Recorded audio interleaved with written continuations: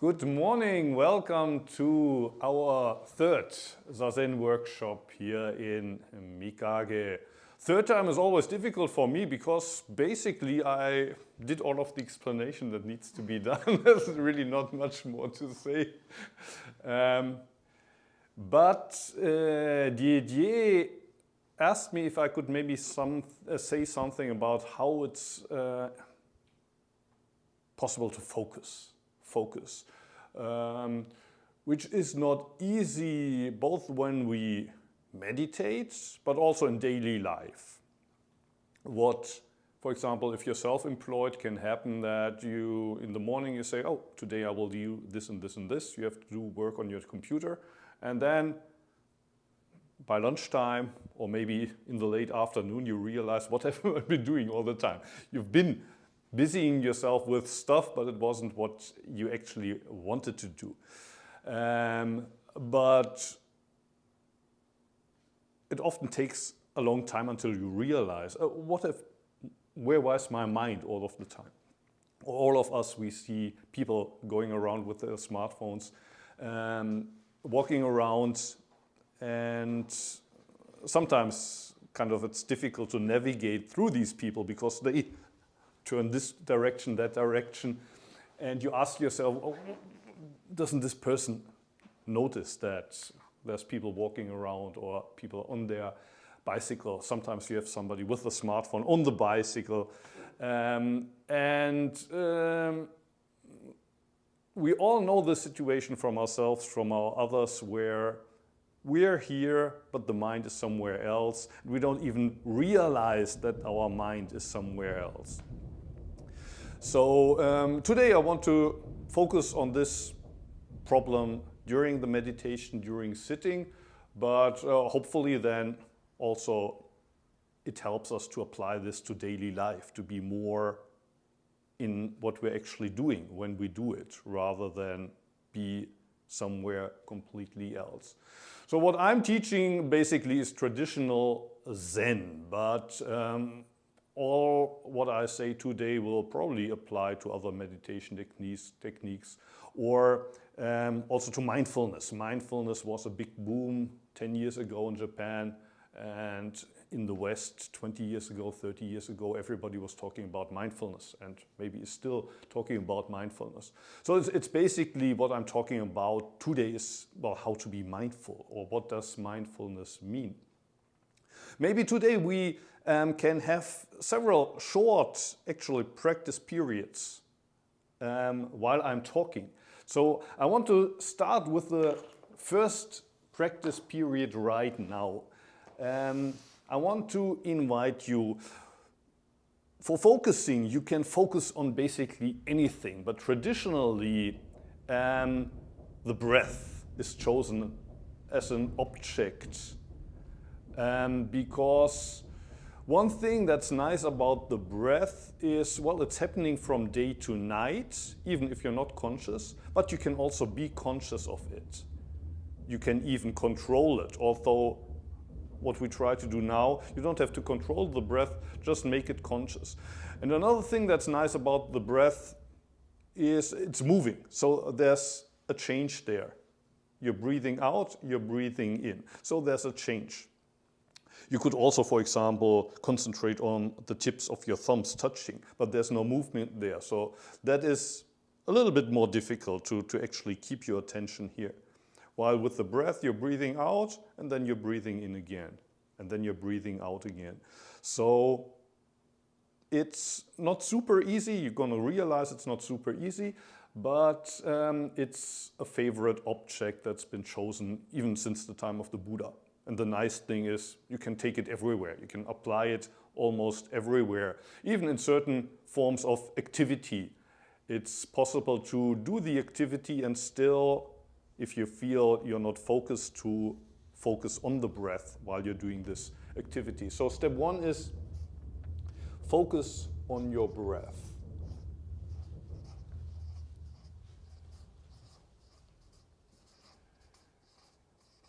Step two is start thinking. That's not something that you actually need to do consciously. So you don't tell yourself, now I'm proceeding to step 2. You do this, but then eventually this is going to happen. You're starting to think about something.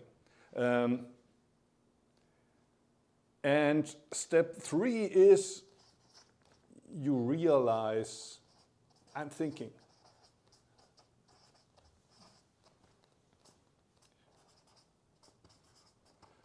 And the interesting thing is this doesn't happen simultaneously. While you're thinking, you don't realize you're thinking. That's exactly the point of not being focused or not being in the moment. Mindlessness is you're doing something without realizing that you're doing it. You thought you were focusing on your breath, but actually you're thinking without even realizing that you're thinking. We're going to try it out in a couple of minutes. Like, let's say 5 minutes. Try to focus your breath on the 5 minutes without even starting to think. Maybe there's some super mindful person in here and they're going to manage to do it, but probably you're going to realize actually you started thinking, even after 1 minute, 2 minutes. And hopefully during the 5 minutes, you also get to step 3, where you realize, I thought it would be possible to concentrate for 5 minutes on my breath, but actually I've been thinking. If then somebody would ask you, well, how long were you thinking? It's hard to tell. Maybe a couple of seconds, maybe half a minute, maybe a full minute or 2 minutes. You were thinking without even realizing that you were thinking. What do you next? Let go of that thought. Let go of your thoughts. So here you let go of what you have been thinking. And step 5 would be return to your breath.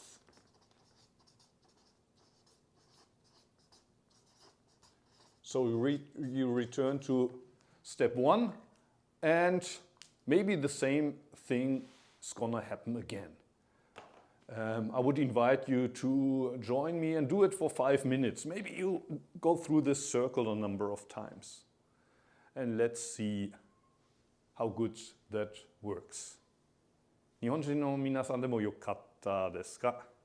一応、呼吸に心を置いて、でもついつい雑念が浮かんで考え事を始める、考え事をしているその最中はまだ自分は考えているんだという気づきはないけれども、3番目は今考え事をしたんだと気づいたらその考え事を手放して呼吸に戻る。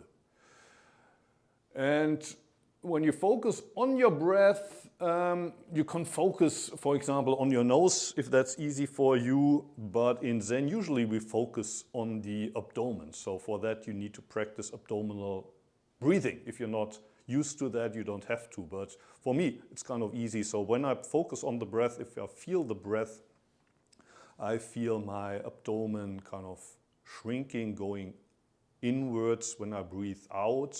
And then when I breathe in, I feel my belly expanding again.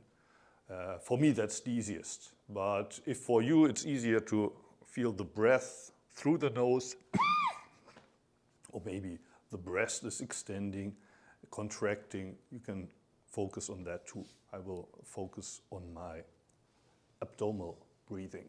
Okay, as always, I will ring the bell 3 times in the beginning, and then in the end I will ring it once, and then we can see how it worked.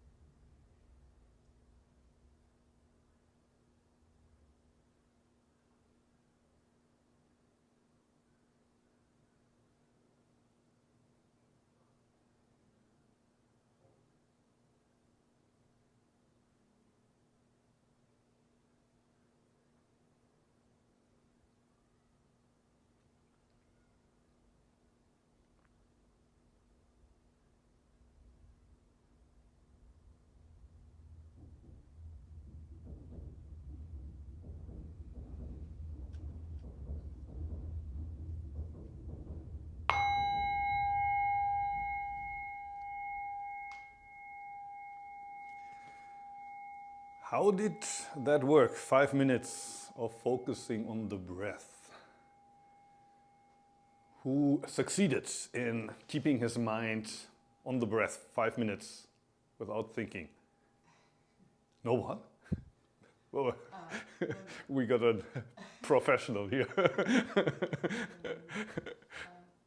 I can concentrate. I mean, I'm not really concentrated. Just Yeah, I'm with my breathing. yeah, But then, of course, the thoughts came. yes, And the first one was, I don't know, somehow. I don't wear rakusu because I'm not in the temple. yes, Or, you know, very Yeah. often at home. yeah, So it was like something, oh, rakusu. yeah, And that was okay. yeah, And then there's another one. Yeah, how I remembered Nyogan because of yeah, yes, connection. yeah, yeah. My fellow monk. And then the last one, and then I come back. And then the last one was how good it is to sit in a group. So when you realized you were thinking, what were you doing next? I'm not, intensely thinking, so it just Mm-mm. remove myself a little bit more from Mm-mm. the thinking, and you realize you're thinking, and then it goes. For me, 5 minutes for me it's not a lot. I slowly really come into it, and then I become more settled, Mm-mm. and I do not really follow the Mm. thoughts Mm. that Mm. much anymore. I see. Yeah. Peter, how did it go for you? Went very well for 4 minutes. 4 minutes? Not totally, but it came. I was thinking, and I caught it within a second. Yes. And back. Yeah. And then the last minute, the thought that came in Yeah. was a fundamental existentialist thought of mine, that a recurring one, and I got carried away. So live on. So Good, it depends good. on seems to depend on the intensity of the thought. Whether I can quickly go back or whether I'm lost. How did it go for you? Me? Yes. There are many thoughts or feelings in my head. So Yes. it was not easy to focus on breath. Yes. Yeah. But I feel very peaceful. Yes. Yeah. When you realized, oh, there's thoughts in my head, what did you do? Like you were sitting, you felt peaceful, but there were many thoughts in your head. I tried to Mm. let them go. Mm-hmm. Yeah. How did you do that? I'm not sure. I'm not sure. But Mm. what can I say? Just I tried. Yes. And I think it was gone Okay. at the end of the year. Okay. Yeah. Welcome. Did you come to the other workshops, or is this your first time? My first time. Okay. Great. You have any experience with meditation? Yeah, a few Okay. times, yeah. Oh. So for 5 minutes we tried this one, focusing on the breath, but then without realizing you're gonna start thinking, but at one point you realize I'm thinking. So at that point you should let go of the thought and return to the breath. How were these 5 minutes for you? I don't know how many of the 5 minutes I got, because I got here a bit late, but the minutes that I got, I think I went through most of the process. Okay, okay. How often? It was a loop, so a few times. A few times, yeah. Good, Yeah. good. But I think I managed to return to my breath Yeah. a few times. Yeah, good, good. How was it for you? 私は今の5分間でええ腹式呼吸しながらええ吐く息で自分の体を緩める力をあはい抜くことをやってました。はい、はい。時々変な考えがビヨンと出てくるので、また吐く息に集中して体を緩めることをやりました。なるほど緩み切ってないです。はは。じゃあうまくいったんですか？はい、多分そうだと思います。This kind of 5-step approach to mindfulness is, I think, quite common approach that you can find in this or similar ways, for example, in books. And if it works for you, that's great, but I've the feeling that some people sometimes misunderstand mindfulness as this. If you focus on the breath, you're mindful. And if this happens, then, well, you're lost, or the mindfulness is lost. And in a way that's true also in our daily life. For example, right now I'm writing on a book, I sit on the computer, I'm looking for some word or something, I do some research, I look something up on Wikipedia, and then basically the real life version of this is happening. I go down various rabbit holes, and after 1 hour I realize, well, but I was writing a book. I'm far away from the topic of what I've been writing on. So this happens, and you're not at your task anymore, but you realize I'm thinking. And the interesting thing is happening here. A lot of people, when they reach this 3rd step, oh, I was thinking, they think that, how do you say? In Japanese, you would say, shippai shita. I did a mistake. I did something wrong. I did it wrong.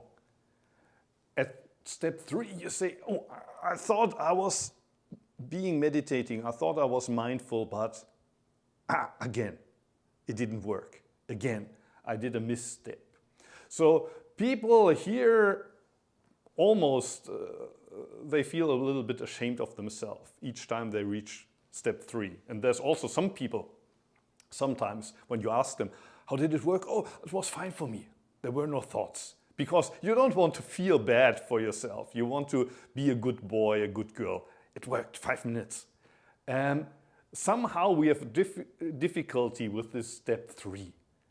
But actually, when we talk about mindfulness, there's 2 sides of mindfulness. One is focusing, concentration. And the other side of mindfulness, in Japanese you say kizuki. Kizuki means to become aware of something, to realize something, to have a small realization. For example, you realize that you left your bag somewhere. Of course, you didn't do it on purpose, but then on your way home, you realize, oh, I left my bag at work. That's kizuki. And this word is used for translating mindfulness in Japanese. You also probably know the Japanese word kiotsukete. Be careful. For example, when you send your kids to school in Japanese, you would say kiotsukete terashai. Kiotsukete means to also be mindful, to be focused, concentrated, but it's something different from kizuku. Kizuku, you can't do that. You can't tell yourself, kizuite ne, it happens. I lost my bag. Or whatever. You can tell yourself when you cross the road, you look left, you look right, you look left again. That means kiotsukeru. But then, just when you wanted to cross the road, there's somebody coming from behind, and you realize that. That's kizuku. And this one here, that's the kizuku aspect of mindfulness. Something, it happens. You can't tell yourself, I'm going to do it. This is, you can say, well, I'm going to try. I do my best to focus on your breath. That's important, but then this is maybe even more important. For several seconds, maybe even half a minute or 2, I was thinking, and I didn't realize it, but now I realized, I'm back in the moment. So rather than feel kind of ashamed of yourself, oh, I was thinking again, I need to let go. Actually, in this moment is a small, in Zen we say satori. You can't make a satori experience, but it happened. And well, the nice thing about the trains here, that they often do this. They bring you back into the moment. When you lost track of your breath. You started to thinking, but then the trains come and, oh, I was here trying to meditate. So this is something that's totally underrated. People don't understand how important this step is. I'm thinking.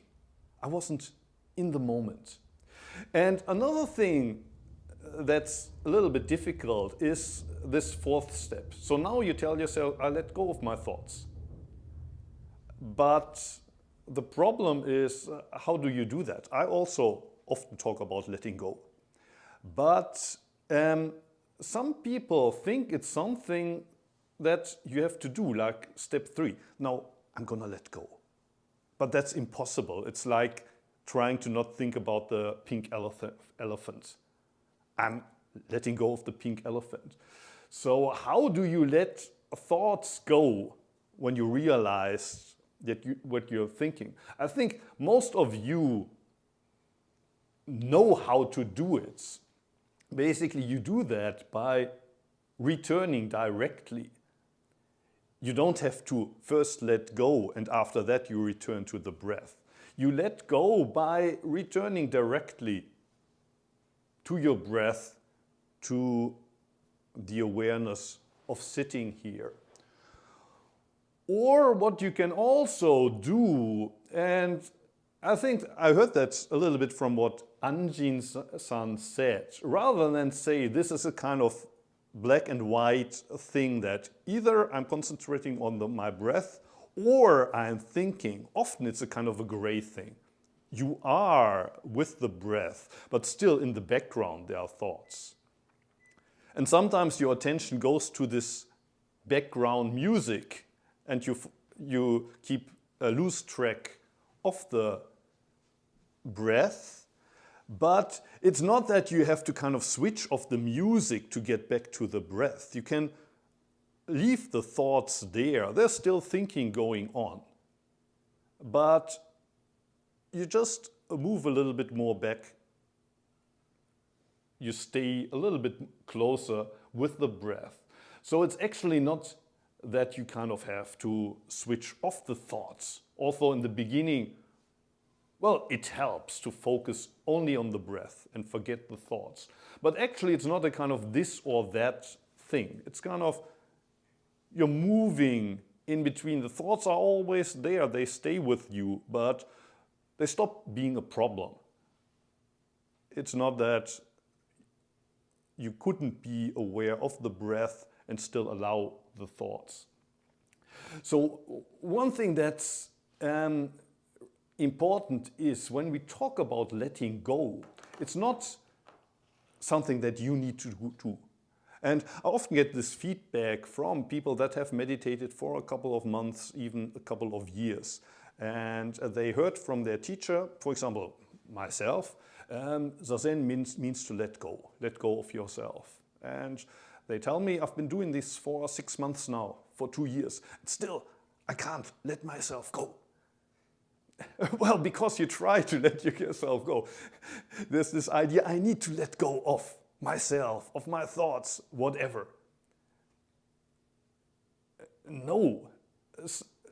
So what I say in this situation, forget about letting go. Forget about letting go. Do what you do in that moment. For example, when you're cooking in the kitchen, and even then thoughts come up in your mind, although usually it's not so much as when you're sitting because you're busy with whatever you're doing. But there's thoughts in your mind. If you tell yourself, now I need to let go, while you're cooking, while you're cutting the carrot, probably you're going to cut your finger. Rather than telling yourself, I need to let go, I need to be in the moment, just cut the carrot. In the case of Zazen, sitting, just sit. You don't even have to remove the thoughts, but return to the actual sitting. So you could say you could actually skip step 4.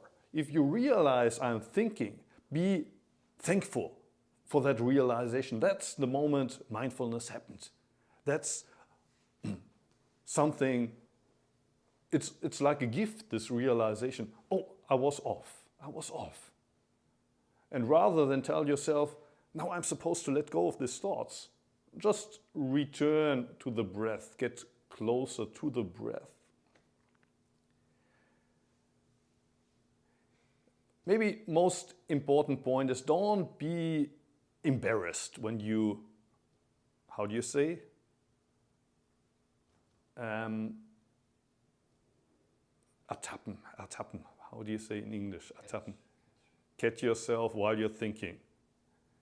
When you realize, I was thinking. Don't be ashamed of yourself. Don't be embarrassed. Maybe we try it once more, another 5 minutes. Maybe you see a little change. So maybe you did it already the first time, but this time, whenever you realize this, don't think that you make a mistake, but rather enjoy this moment of mindfulness where you thought you were watching your breath, but there's actually a thought in your mind. And don't tell yourself, now I need to let go of that, but just return to the breath. And if it's possible to do that without switching off the thought, the thought is still there, but you're really with the breath. You can do that. Or if that's kind of difficult, it's an either or situation, just return to the breath until the next thought comes popping up.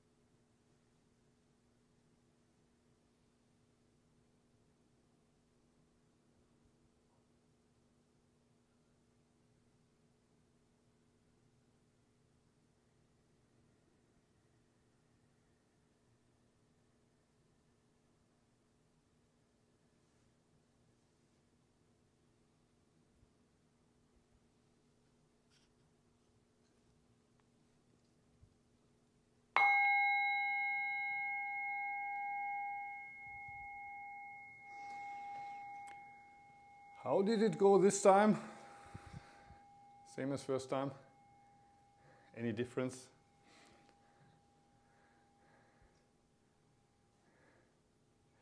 What kind of meditation did you practice until now? A few different kinds. Yes? Hare Krishna, Brahma, Mm. Yeah, Brahma meditation. Mm. A few different types. What do you do during meditation when you do Hare Krishna or Brahma type? Chant the Hare Krishna mantra. Yes. Hare Krishna, Rama Rama, Yeah. Rama Rama, Hare. Yeah. Yeah. A few times. Yeah. Also, well, in Buddhism, there are, especially in Tibetan Buddhism, there's this kind of meditation where you, for example, chant Om or some mantra, which will help you to concentrate, because if your mind is with those words, even if you don't understand the words, it's very difficult. Well, if you become good, you can think while you're chanting, but usually it helps. It helps if your mind is with those words that you're chanting. It at least reduces the amount of thinking that's going on. While if you just sit silent and it's only your breath, probably you will have more thoughts. What we didn't do in the latest workshops, but we can try today because there's less people of us. In Zen, there's walking meditation. We call it kin. In Japanese, you write it with these characters. That's also the character for the sutras, or kyo, but in this case you read it kin. And hin is this character here for walking. Usually you would read it ko or gyo, but in this case it's read hin. And in Japanese Zen there's two schools, Rinzai and Soto. I'm and Anjin-san, we are from the Soto school. Rinzai school is a little different. In Rinzai everything is done faster and louder. And in Soto it's more, how do you say, meditative in a way, slower and maybe less about loudness, but more about doing it exactly the way that your elders do. Anyway, Soto style kinhin is very slow. There's a word in Japanese, it's called issoku hampo, which means one breath, half a step. Let me demonstrate how we do that. And the reason why I want to introduce you to kinhin is, one is it helps to stretch the legs, and it's a nice opportunity to stretch the legs. But also you're gonna maybe realize kinhin is basically the same as sitting meditation, just while walking. But you might realize it's much easier because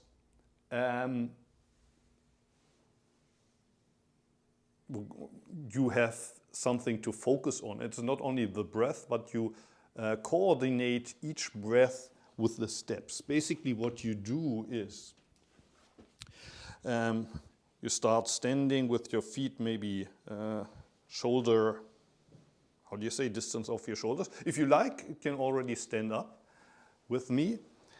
And you hold your left hand, you have a fist, build a fist with the left hand and put it in front of the solar plexus. And with the right hand you cover your left hand. And there's probably various ways how you do it, how you coordinate with the breath, with the movement of your feet. This is the way that, in a way, I developed from my teacher. When I asked my teacher, for example, well, when do you move the foot? With the breathing out or with the breathing in? I think what he told me was that you move it when you breathe out. But then when I wanted to have more kind of exact things, and then, for example, one thing that I was always confused about, it's a small detail, but in Europe, when we did kinhin, we moved the whole body with the foot, and then we stood still. And then with the next breath, again, the whole body would move. And I asked my teacher, is that the way it's supposed to be, or should it more be like a continuous movement? You move the foot, but then slowly your body keeps moving. And my teacher said, well, basically you can figure out by yourself. There's no manual for that. So basically what I tell you now is what I figured out myself.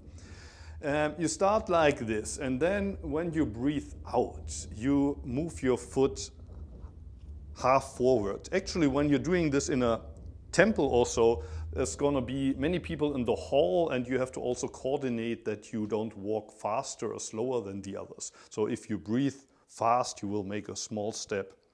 If you breathe slow, you make a bigger step. But today, you don't have to worry about the others. Just when you breathe out, make a small half step forward. And then while you breathe out, I continue to move. So slowly I move the weight of my body from the foot that's still standing to the foot that I just put forward. Slowly my weight moves forward, and then when I breathe in, I lift the foot that's behind, and when I breathe out, the next time I move that forward. And then slowly, slowly, slowly I move my weight from the foot that's behind to the foot that's forward. And then again, breathing in, I lift the back foot and move it forward. And basically that's Kin-hin. Let's do that also for a couple of minutes.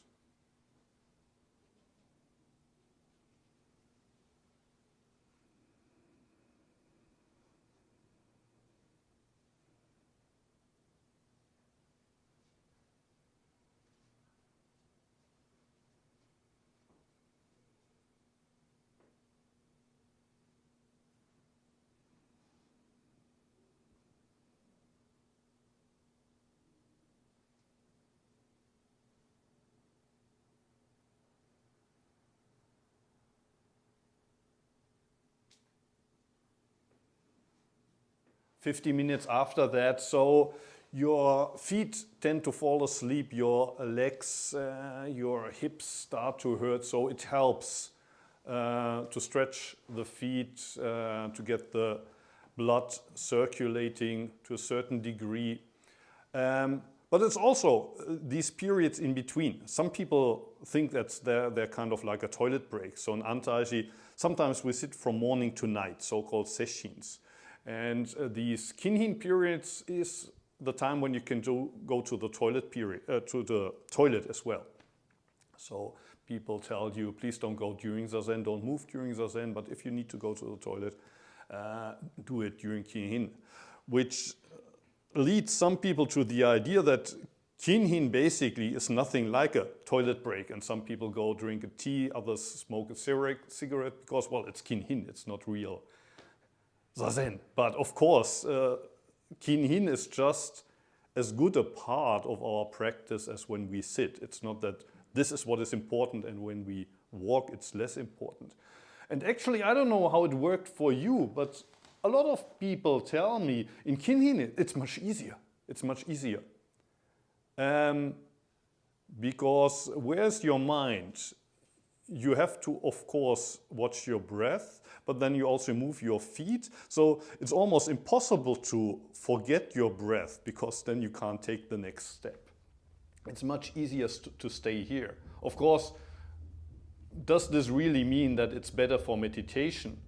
Not necessarily, because the more you stay here, the less you have this realization. Although, of course, also in Kin-hin, sometimes you drift off and you realize, I don't actually know, am I breathing out right now? Am I breathing in? Sometimes people forget to take steps and everybody else behind them. Right now we were kind of, how do you say, moving in a strange way. Usually what you would do in a Zen monastery is you go in a square like this. And so people walk like ducks behind each other. And if somebody is kind of drifting off during Zazen, sometimes you wonder, this guy hasn't taken a step in 2 minutes. Is he still alive? Is he still breathing? Of course he's breathing, it's just that his mind is somewhere else. Any thoughts about Kinhin? How was it for you? I mean, for me it's a bit awkward because I shouldn't. No, I'm doing my physiotherapy now. Yes, because yeah. of my left hip. So I should never really, not yet, step on my I see. left. Yes. Oh, yeah. But I am, you know, today I'm not really in a good shape, but I am getting better, so I can do that easier. Yes. And it was interesting because what I was taught and that the way that I was finally realized, oh, I can maybe do this with Kinhin, for me it was very difficult from Yes. the start. Yeah. Like, you know, just what do you do? How do you coordinate the whole Yes. thing? Yes. Much more than really sitting. Yeah. Now I do, what I was told was, you know, just take a half step, then you breathe in and straighten your back. Mm-mm. And then wait just a little bit, just like, you know, the breath is here somewhere. Yes. Yes. And then relax and Yeah. breathe out and Yeah. make half a step. Yeah. And then again, breathe Mm. in, breathe out, half Mhm. a step. Mm. And with this, I'm very comfortable now. So Mm. that's what Mm. I'm doing. Mm.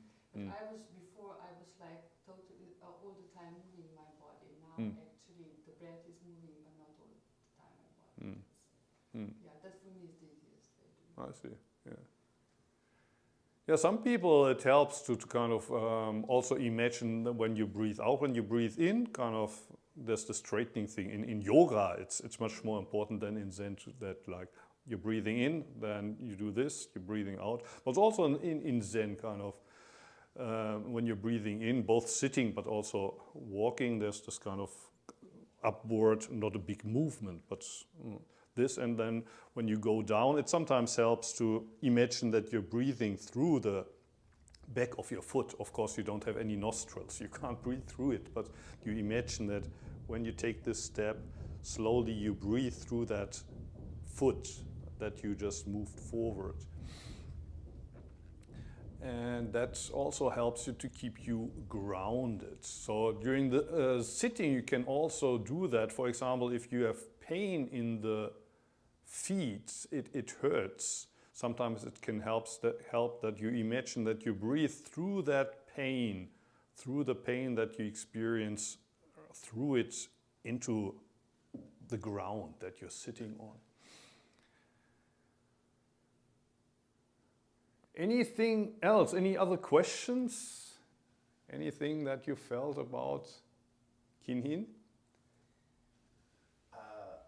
I kind of alternate, even in a short session, Yeah. between sort of what you talked about, the European idea, Vipassana idea. Yes. Every moment you're conscious of what you're doing. Yes. And what I think you said what you saw in Japan, which was you don't focus on everything. You just breathe breath and step, breath, step. And I kind of naturally sort of fall a few minutes this, a few minutes of that. Mm-hmm. Mm-hmm. And I never, it's kind of a, arbitrary in my mind. Okay. They seem to have different purposes in a way. In Theravada, there is the Vipassana meditation technique, but often it's combined with a different technique that's called Samatha or Shamatha. For example, they also have it here in Japan, Goenka style Theravada meditation. I attended one of the 10 days retreats there, and they tell you for the first 3 days to focus on the area between your nose and your mouth, this triangle. And that's basically this kind of focus on only one thing. And of course what happens is you start to think, you realize you're thinking, so you bring your focus back to that triangle. And then the 2/3 of the retreat after that, the last 6 or 7 days, it's more kind of an opening up. but what they do there is basically body scan. So you're still focused, but you're not focused on one point, but you kind of shift your awareness from the tip of your head to the feet and then back again. But at one point you get to this point where you don't have to consciously always shift, but it's kind of a coming and going like an ocean, and the whole body is aware. So there's this opening up. And I wouldn't say that in Japan we always try to focus on one thing, because, for example, in Antaiji, where I was training as a monk for almost 30 years, when you're the cook, you're also responsible for answering the telephone. And when guest comes, also often the cook is the person that first has to greet them. And the cook in the afternoon, while cooking, you have to prepare the bath, the hot bath, and you have to let it in. It usually takes a couple of minutes. So when you're the cook, it's not enough to just concentrate on cutting the carrots. If the telephone is ringing, you have to answer that telephone. And if you opened the tap of the bath 5 minutes ago, you have to not forget about closing it 5 minutes later. So just being in that one action that you're concentrating on is not enough. Actually, multitasking is also part of the practice when you're the cook. And in our daily lives, like if you have a family, but you also have a job and there's other things, and you have a meditation practice, just being in the moment is usually not enough of an answer. You have to listen, what are my kids doing, but there's also other tasks that you have to take care of. So for me, Zen practice is not just do one thing and forget about the rest. Often it's you have to listen to the whole music, the whole orchestra of life. And the whole orchestra of life is there's a family going on, there's a job, there's the telephone ringing, there's lots of things going on in that moment. But sometimes we get lost in this big scenery. So when that happens, for example, returning to the breath, or in this case, you do Kin-Hin, you just concentrate on the step that you're taking. It can help, but it's certainly not an answer to all of our life problems that just be with the breath. It can help a lot, but you can't do that for the rest of your life and expect others to take care of your family and your job.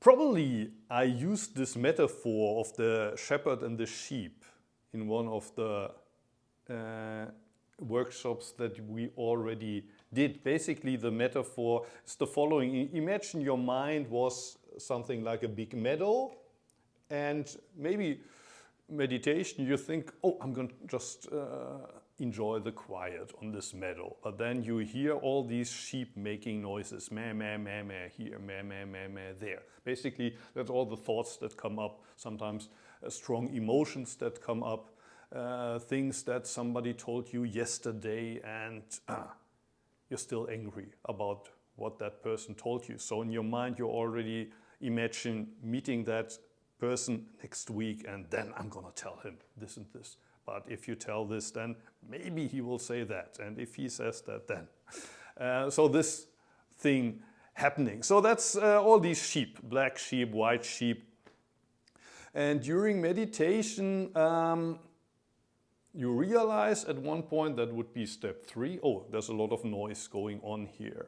And then the problem is, what do? You maybe heard, I'm supposed to let go of these thoughts. The sheep are supposed to be quiet. I need to tell them to be quiet. I have to separate the white sheep from the black sheep. I have to build fences. So before you realize this, you play the role of the shepherd. And also what often happens, these 5 minutes, they went good. But the next 5 minutes, they're not so good. So you try to give grades to your own meditation practice. Today I was very mindful, but the next day maybe you're not so mindful. That's also something that the shepherd loves to do, kind of give himself grades. Today it was good, or it was not so good. And at one point, better sooner than later, we need to give a break to the shepherd. We should let go of this idea, I'm supposed to be the shepherd here. But rather, what I would like to invite you to do next is be like the sky. And that's something like Peter mentioned Vipassana meditation. You're the big sky and you allow everything on that meadow to happen. Focusing on the breath is a little bit like when the sheep start to make noise. You find that one big tree in the middle of the meadow and the shepherd lies down and looks up into the tree. He sees the branches, he hears the sound of the wind in the branches. And when that happens, you forget about the sheep, or even if you don't forget totally about the sheep, you hear the meh, meh, meh, meh, but your mind is with the sound of the wind in the leaves. And that can help. But the next step, and Peter kind of hinted at that, you can't always focus on one thing. Sometimes you have to widen up. The next step would be not to lie under the tree, but to become the sky. And you see the sheep doing their play there. They're playing their game there. Maybe somewhere there's still the shepherd thinking that he needs to somehow control the game. But you don't identify with the shepherd anymore. You also don't identify with the sheep. You just let it happen. You just let happen what's happening during these 5 minutes. And there's train passing by and the train brings you back into the moment. There's this body sitting here. There's the breath. There's the other people sitting around you. You already start to think about what you're going to eat for lunch, stuff like that. But you don't tell yourself, I need to be focused on this or that, but you allow everything of that to happen without becoming a, how do you say, play ball? You don't let the sheep distract you. You become like, well, the sky, the space itself, where all of this realizes. And I think that's something that I think Anjin-san wanted to hint at when I asked her first about how did it work with the thoughts. You don't have to erase the thoughts. The thoughts are also part of the scenery, but you allow them to be there without being disturbed by them. Maybe I also used this metaphor of the mountain the last time. Like in Osaka, it would be Ikoma-san or it could be Lokko. You are like a Lokko, the mountain Lokko. You sit here. And that's also one reason why the posture is quite important. Like if you have a stable posture, it's easier also for the mind to develop this mountainous stability. You sit there like Mount Lokko and you see over there's Osaka, there's Universal Studios, there's the jet coasters moving. You see a big, how do you call these wheels, Kanlansha. You see that wheel moving, and trains are moving, JR is moving, Hanshin is moving, Hankyu railway is moving, and people are sitting in the railway. And usually what we do then, we also jump into the railway. We move with the thoughts. We also sit in the jet coaster. That's kind of what I said. Next time when I meet that guy again, I'm gonna tell him to leave me alone, leave me in peace. And in that moment, you're sitting in the jet coaster. Becoming like the sky in this metaphor would be a little bit like watching the scenery from the top of Mount Lokko. You see things are moving in all directions, but you're not sitting in the train. You're not in Universal Studios right now. You are the mountain. Let's try to practice that, becoming the sky, and just see the scenery as it is without controlling it like the shepherd. you are completely detached from the scenery. It might be a little bit more difficult because here, when you realize I'm thinking, what do you do next? You can return to the breath. In the case of the scenery, when you realize, oh, I'm sitting in the train, I'm not the mountain anymore, where do you return to? Well, you return to the mountain, but basically the mountain is everything. You return to the sky, but the sky is always there. So it's a little bit more difficult because you don't have this concrete point, that one point of breath. You return to everything. You return to the whole thing. What happens is that usually there's one part of the scenery that has the greatest force of attraction. For example, yeah, you see Universal Studios over there. There's a lot of movement, there's a lot of noise, there's the music playing. That's where your mind goes. When you realize that happened,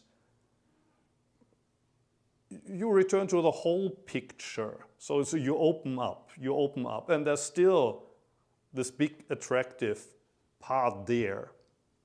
But you allow the whole scenery, the other mountains, and there's the Setonaikai, the ocean.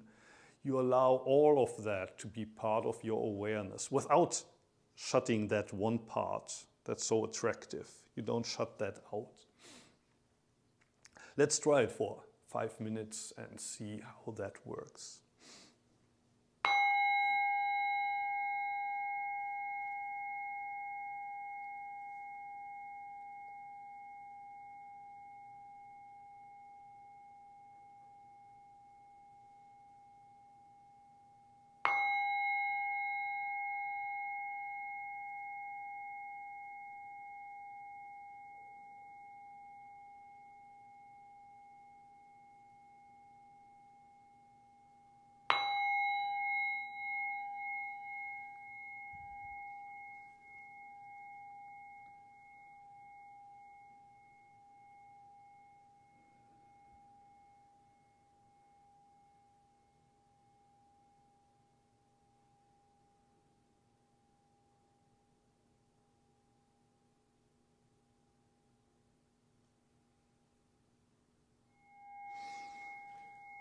How was this kind of meditation? More or less the same, or did you feel a difference between the focusing on the breath, where you know where to focus on, and in this case you're the sky, or you're the whole screen where the landscape appears on? I like the mountain, I like the sky, I like the ocean, I like that, being able to just pull that in and just see ripples of, not so important ripples. Okay, good, good.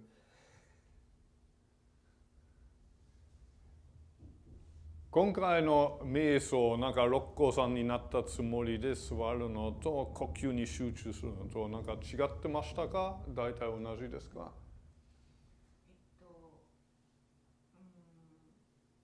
同じではなかった。はいはい。ビパッサナの方が慣れてるからやりやすい。なるほど、なるほど。はい。で、六甲山の方は若干六甲山の上からランドスケープで見るっていう感じは慣れてないから、はいはい。意識が時々飛んでました。なるほど。はい。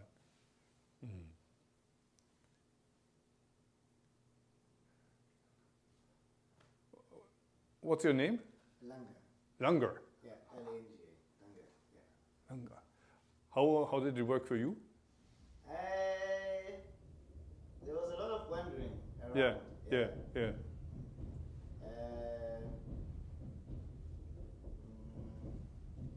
Yeah, I definitely went to many different places. I was thinking about tomorrow and next week and my plans. Yeah. So, but I think it was good. Like the style was interesting. Yeah, as I said in the beginning, it's a little bit more difficult because when you realize, oh, I'm a little bit lost. I'm lost in the clouds. Like clouds in the sky are another favorite metaphor. The sky doesn't have to be worried about the clouds, but you realize at one point, I'm lost in the clouds. I'm not the sky anymore, I'm drifting with the clouds. So when you realize that, where do you return to? Well, to the sky, but the sky is hard to grasp. While the breath or mantra is easier to grasp. I return to my mantra, I return to the breath. In a way, it's easier. That's why, for example, in Goenka style meditation, you start with samatha and after that you do vipassana. So samatha is the focus and vipassana is wide angle meditation. The other way around, it wouldn't make much sense. Like if you start with a wide angle meditation, the problem is you get lost. So you first train the focusing meditation, and after that you open up and see the whole scenery, the whole landscape after that.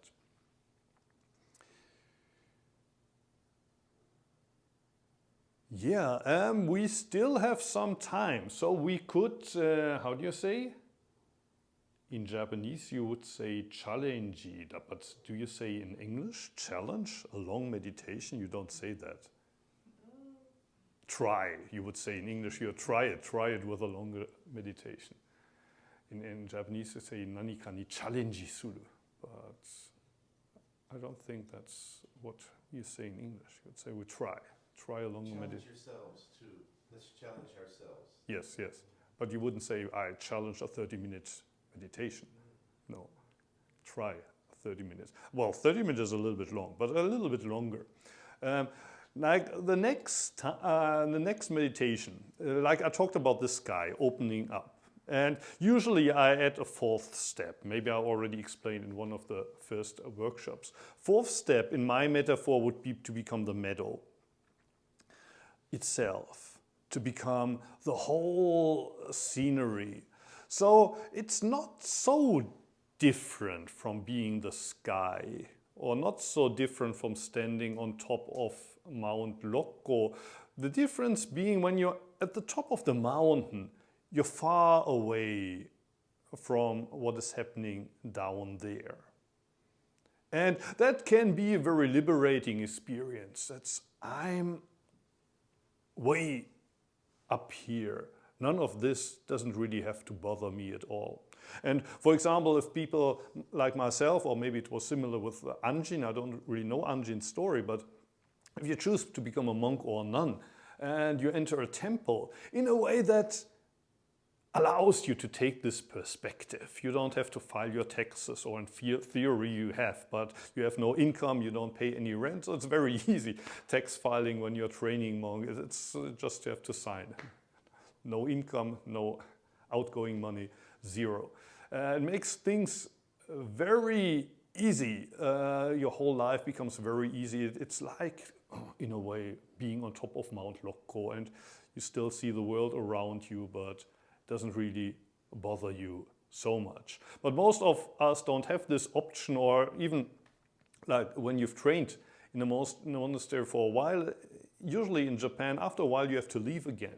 You have to return to the world. Returning to the world is very important. And maybe you have a family, you have a job. So just being the sky alone often doesn't work. You also don't want to be that nervous, neurotic shepherd all the time. What can you be? What I then say is become the meadow itself. Allow the sheep to trample on you. Allow the sheep to feed on you. And if at the end of the day they want to take a dump on you, also take that. I'm here for you. You can do whatever you want with me.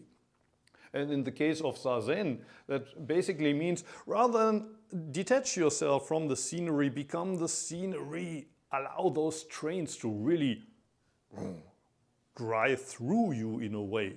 And during these 2-hour workshops, probably you don't have to deal with really terrible physical or psychological pain. But if you train in a monastery and sometimes you sit for a whole week, that can be like a train riding over you. Like sometimes the pain seems to kill you. Sometimes these stuff that come up that are 10 years, 20 years, 30 years old, but still they somehow play a big role in you. rather than detach yourself from that pain, oh, it's not really my pain. Become the pain. Allow the pain to swallow you, is what I would say. So sometimes it feels not so difficult from the sky perspective, the mountain perspective, but actually it's quite different in the way that you don't detach yourself from the scenery, but rather you allow the scenery to swallow you up. So if you want to try that with me as well and maybe taste if there's a difference, if it feels a little bit different from what we did before, I would say let's try that as well. And maybe this time sit a little longer. Maybe 20 minutes, is that enough? Not enough, is it too long? I hope it's not too long.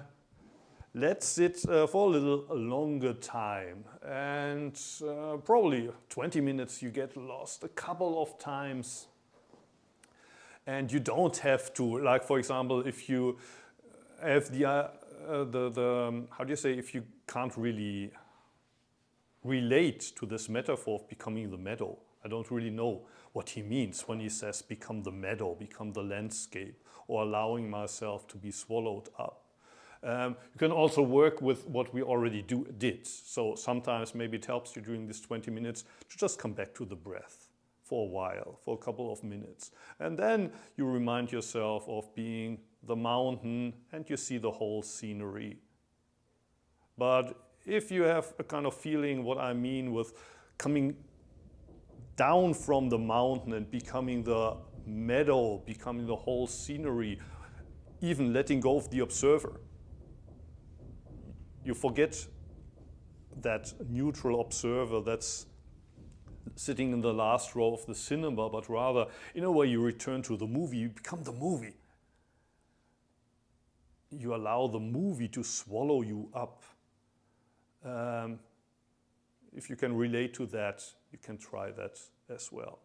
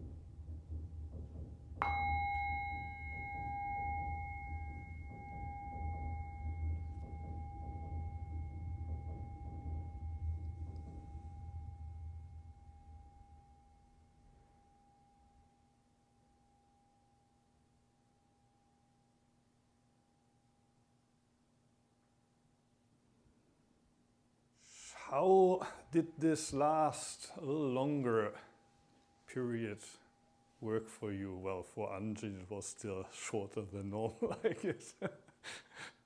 How long do you sit when you sit at home? Now at home I sit in the morning, Yeah. mostly just for 1 hour Yes, just 1 hour, but at a piece. at a piece. Yeah. Yeah. Mm. And then I do my exercises, which is another Mm-hmm. 1 or 2 hours, and it's really like doing Zazen. Mm. And then in the evening, sometimes I try, but I don't want to put too much pressure on my body. Mm. It's really. Mm.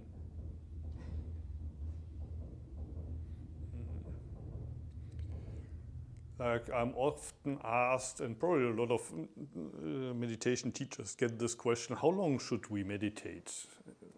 If I want to continue on my own at home, how long should I meditate? And usually I say, well, you can start with 1 minute, 5 minutes, and if that's not long enough, 10 minutes, 15 minutes, rather than trying to sit for at least 30 minutes right from the start. and then you don't continue. So, but then, of course, or people ask me, well, then it doesn't matter if I sit 5 minutes or 1 hour. And of course, it makes a big difference. But it's kind of hard to explain where the difference is. Or this kind of, I think you talked about it also in the beginning, that if you sit for 1 hour, there's a certain kind of movement. You go deeper. And also there's the danger of kind of drifting off and just dreaming.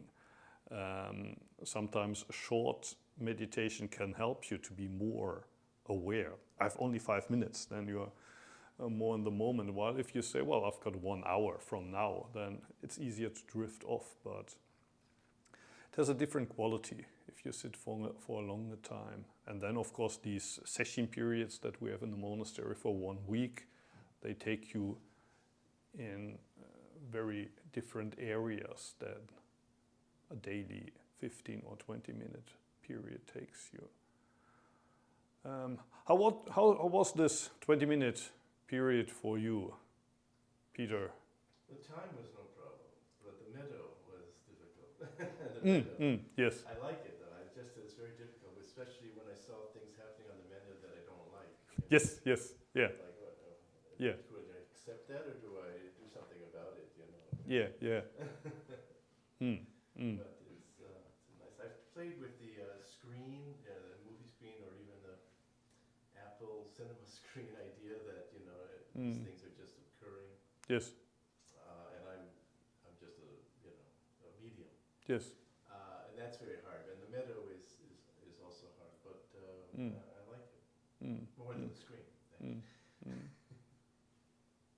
If we apply this meadow metaphor to our sitting practice, probably, I don't say it's easy, but you just allow everything to happen that's happening in that moment, that's happening to you. Physical pain would be one example where sometimes we ask ourselves, well, if I allow that pain, then maybe I'm going to do permanent damage to my body. I don't want to be swallowed by the pain. But usually if it's kind of 20 minutes, 30 minutes, even 1 hour, the pain that happens in that time frame, usually it doesn't kill you. So it's not easy, but sometimes you get to the point where you allow the pain to swallow you, and then it gets actually easy. But then if you want to apply that to daily life, and the sheeps are, for example, your co-workers or some not so, I don't know, nice people that live with you, are you also willing to accept everything and allow them to do everything with you? And then the answer is, of course, no, because you're also, at the end of the day, you're also one of the sheep on the meadow. You also have to accept that fact that you also have to take care of that one person and protect that one person that you are. But maybe this way of meditating helps you to be a little bit more relaxed in your way of dealing with people that want to use you, and even sometimes you allow them to use you and you say, that's okay, that's okay. But of course it's not something that you want to happen all of the time. Sometimes, of course, you say no. Sometimes you say no. Give me a break.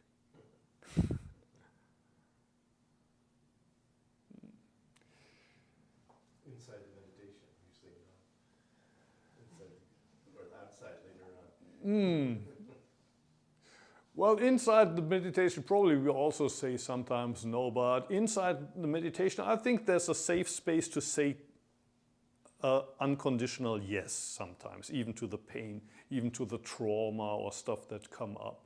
If you feel ready for you can make the step and say yes, yes. And then the great thing, the great realization is, but I'm still sitting here. It doesn't kill me. You thought it would kill you. But no, I'm still here. Zazen is protecting me in a way. You thought the train would kill you, crush you, that train that's already 40 years ago, memories, whatever.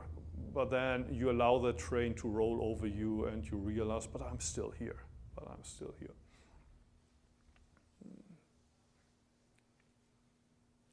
Welcome. Thank you. I'm sorry I'm late. Yeah, you made it for the last long sitting. We did a couple of 5-minute Yeah. sittings, and this one was the last one. The last one was how long? When did 20 minutes. 20 minutes. You came maybe 5 minutes into the sitting or so. Yeah. That's my maximum usually. 20 minutes. What I can achieve next sitting. How was it? No, good. Good? I just smooth riding, so. Great. Great.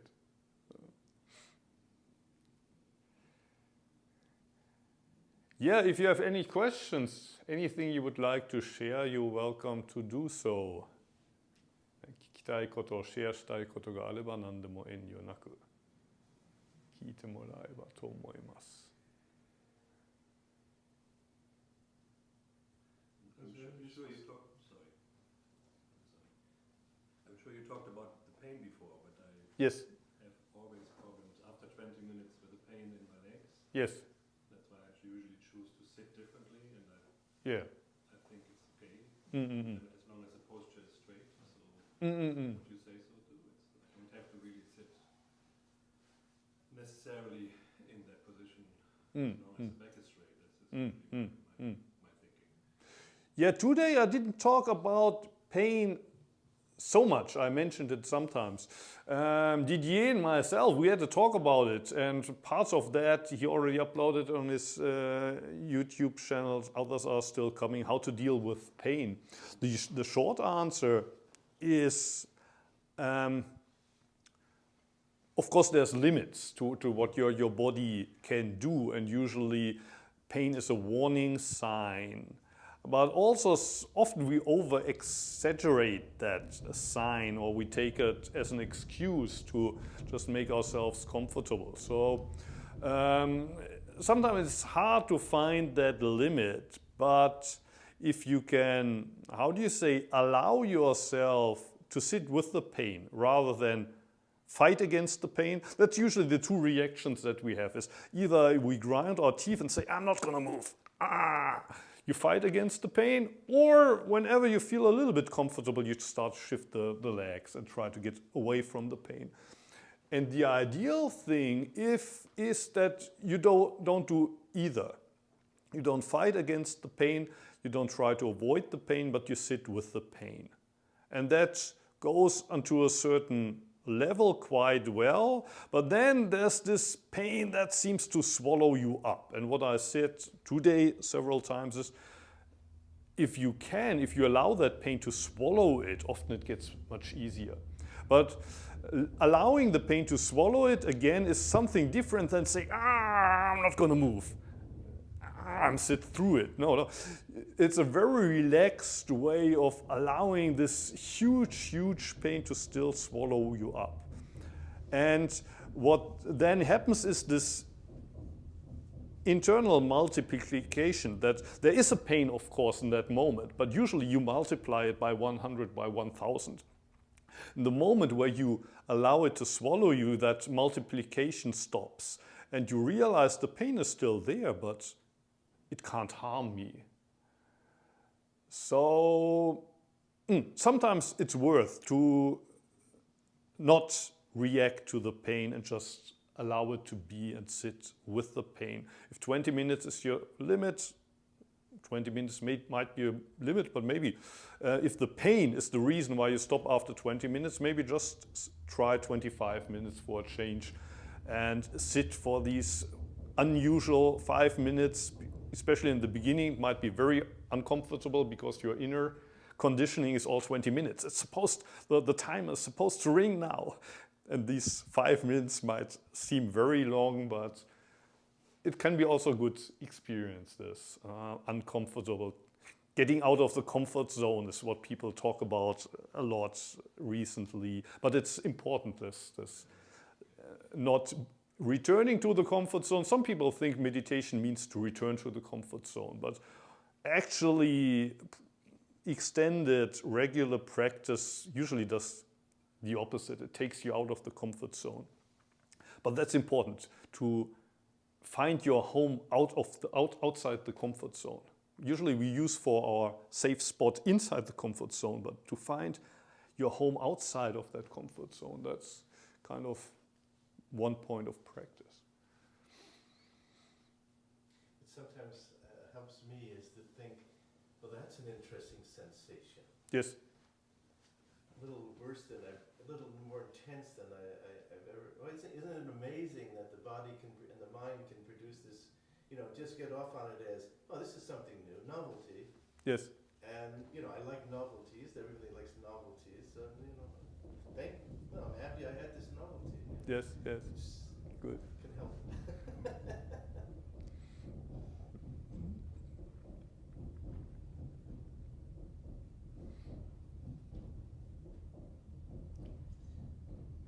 Any other questions? Anything else you would like to share?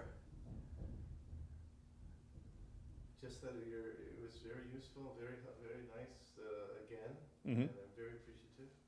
Thank you. Thank you. Hopefully it's not going to be the last time. No. We have to discuss the perfect day, the perfect time of the day. Obviously, like international school is already in holiday, so For us, it was very nice to be Yeah. closer to you in Yeah. a way, because we were just like Yeah. 6, 7 people. yeah, and that Kinhin is also a nice thing, that if we are less people, we can also do the square Kinhin one, maybe sometime. Also more personal, Yeah, yeah. So thank you again for coming, Muho. Thank you for having me. And just for, I mention again, we have a donation box for Muho. I will put it there again. And as I registered today everything, or almost everything, I will give it to you. I guess you will be faster at having it on your YouTube channel, but I will also upload it, and you can also rewatch things or share it with your friends. Okay, so, and one more thing, we want to go eat for lunch now afterwards. I don't know yet where, maybe again in the fish ramen shop or somewhere. If you're interested, please join us to eat something together, like something close by would